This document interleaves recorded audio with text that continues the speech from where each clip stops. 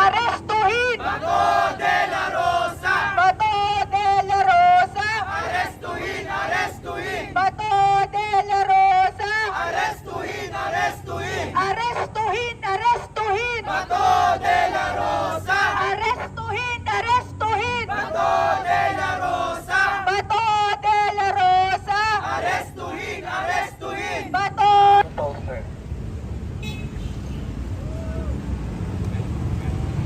Isang maalam at mainit na umaga po sa ating lahat. Kami po mula sa hanay ng mga kabataan, mula sa Akbayan Youth, ay nananawagan, lalong-lalo na ngayong araw, na makikita natin ngayong hapon na dapat sisimulan na ang paglilitis kay Sara Duterte. Pero may hindi pa tayo dapat kalimutan dahil may nakatakas.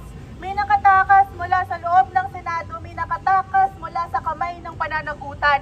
At ito ay walang iba kundi si Bato de la Rosa. At ngayong umaga, magbibigay po tayo ng mga poses, magdidikit po tayo ng mga folyetos kung saan hinahanap natin ng pugante ito.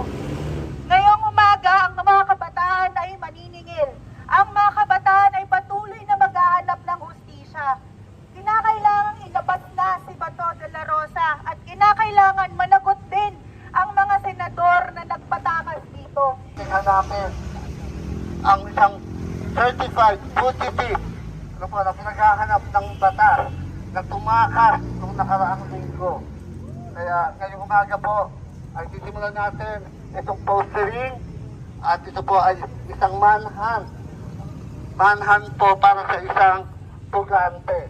So tinatawagan ko po si kasamang Claire Lopez mula po sa Akbayan Youth para sa ating unang mensahe. At matapos po niyan, tayo po yung